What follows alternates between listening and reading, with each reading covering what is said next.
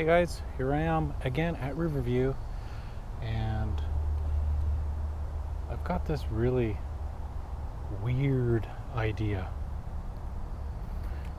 Maybe it's weird, maybe it's not weird, maybe it's brilliant, who knows. I thought I'd give it a go. I thought, why don't I try to combine film that's going to be push processed with pre-exposure. If you're not familiar what pre-exposure is, all it is kind of fogging the film or hitting the film with non-image forming light. It's a controlled exposure, and then doing your actual photograph over top of that. And what it does is it boosts the shadows. It gives a little bit more density to the shadows with almost no effect in the highs, pretty much nothing. So take a look at this graph that I did quite a few years ago with HP5 film. It's like a bunch of characteristic curves where it shows the effect of pre-exposure. So you can see there's quite a bit of exposure in the shadow areas, like the contrast has been reduced quite a bit. So I'm going to do that today. I got 2 rolls of HP5 film. Excuse me. One roll I'm going to shoot at 1600, and the other roll I'm going to shoot at EI of 3200. I'm going to try and shoot at 2 locations. So I'm going to shoot at the South Lawn building, which I'm at right now, and I'm going to shoot down at my tree, of course. So what I'll do at the South Lawn building is, it's getting windy.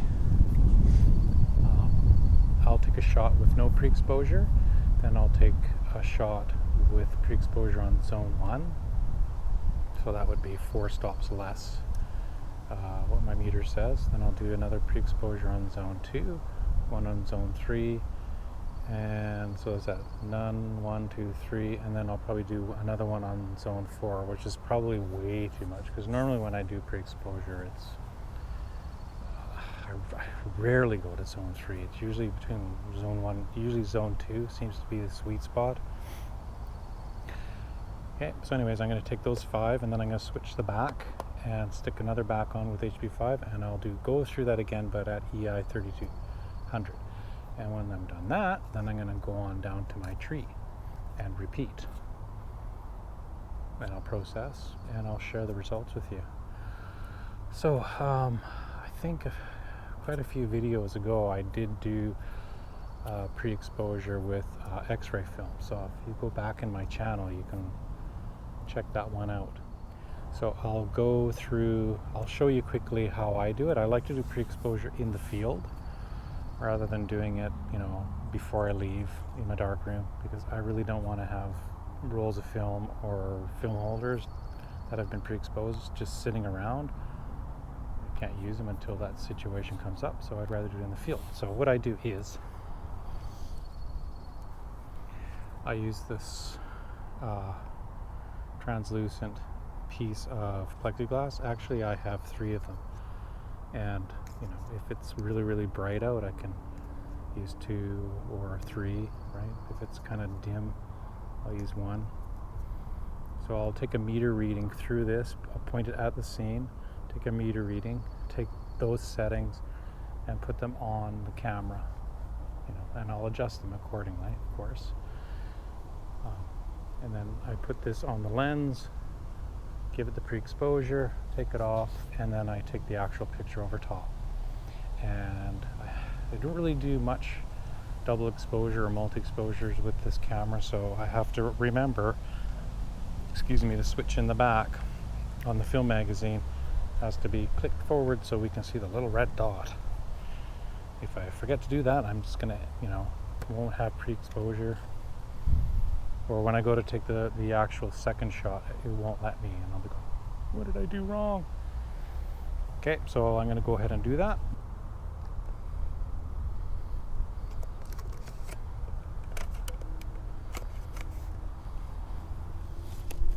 I'm going to meter the scene, and I'm going to meter the shadow area in there. Right, so I'm hoping the pre-exposure will boost up those darker areas, and probably down into the tree. So part of this is also in the shot. My shot is about from here, just in this area, kind of like that. Okay, so I'm going to take a picture with no pre-exposure first. So I'll take a reading of that shadow area in the top right.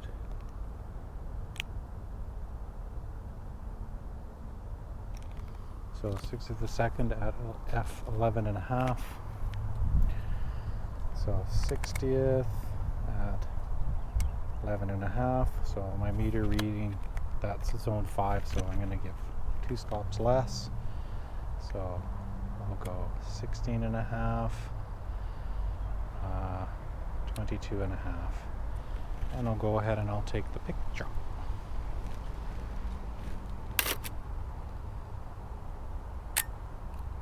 Okay, so that's my first shot, no pre-exposure.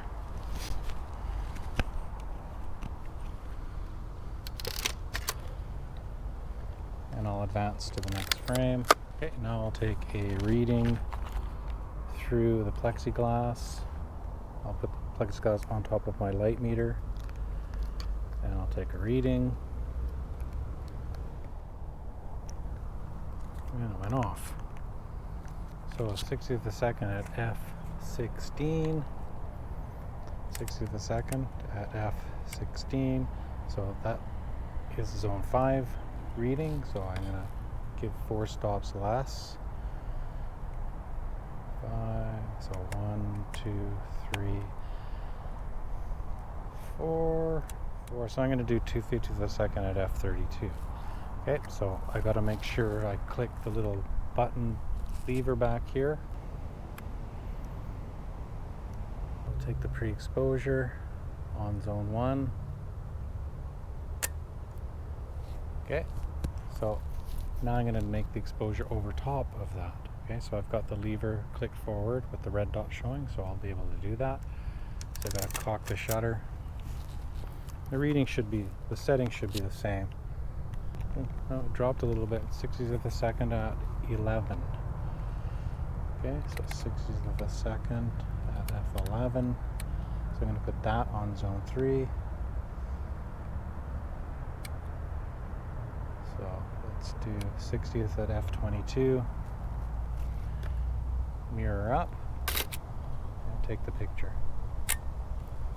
Okay, so now I'm going to advance the film.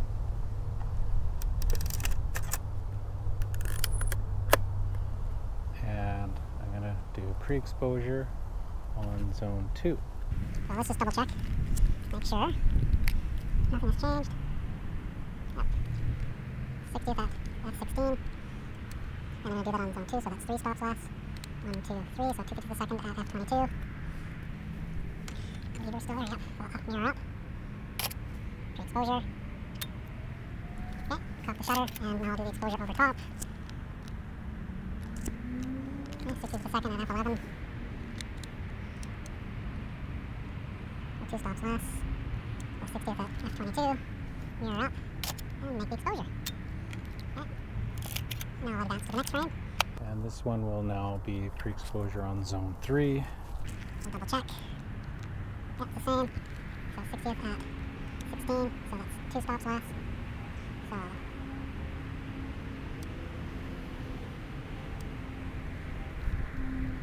and mirror up.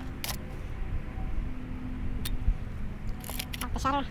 Do the exposure. It's probably the same. Yes, it is. And 60th at f22. And I'll make the exposure over top. Okay, so that was the pre-exposure on zone 3. Now I'll do one on pre-exposure on zone 4. let's check this. My light meter is not staying on. Why not? Yep, it's the same. Okay, 60th at 16, so pre-exposure on zone 4, so that's 1 stop less. F22. Red dot showing, yep. Okay, make the pre-exposure. Okay, and now the exposure over top, and it's probably the same. It is! There goes a bus. I wonder if that's Steven.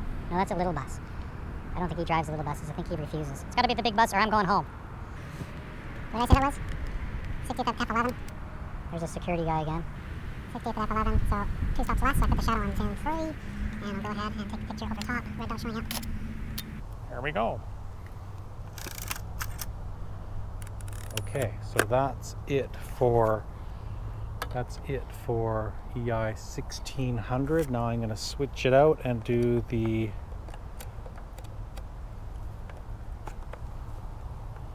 I'm going to switch it out and do the 3200 EI of 3200. Okay, but you guys don't have to watch me do that.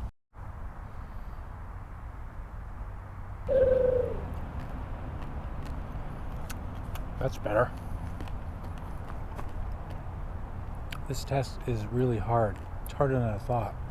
Kind of keep track of everything. Holy cow. So the magazine that I stuck on the back for the 3200, I think I messed up a few shots. I think I have one with no pre-exposure, and then maybe one on zone, pre-exposure on zone 2 and zone 3.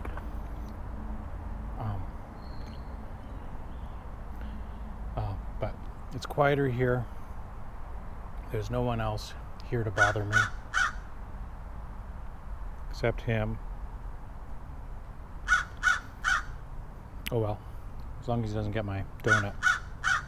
No, you can't have my donut. It's mine. Man. Okay, this scene is a lot contrast here than up at the South Lawn building. So I'm going to be taking my meter reading from up here. I'm going to be placing that on zone 3. You know, the highlights over there on the grass, that's almost 8 stops difference.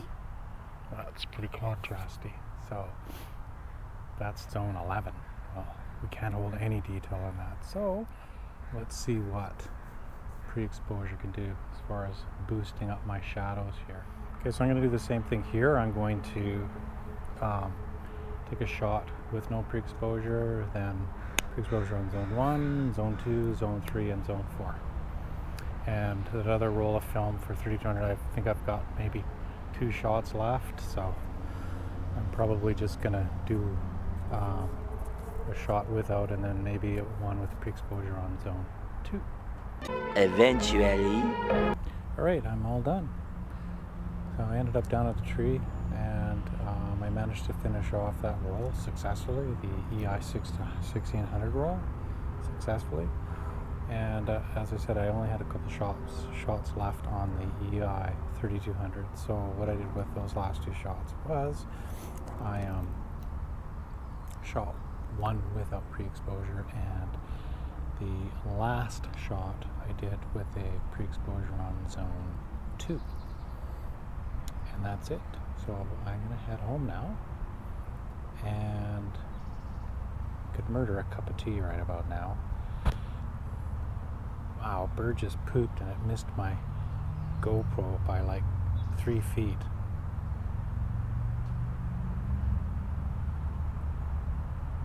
I wonder if it was my buddy. He's not around. There you are.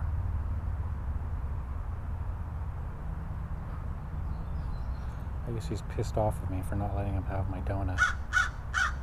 Unbelievable. Okay, so I'm going to head home, and at some point today I'll go in the darkroom and I'll develop the film. Catch you later. Ciao.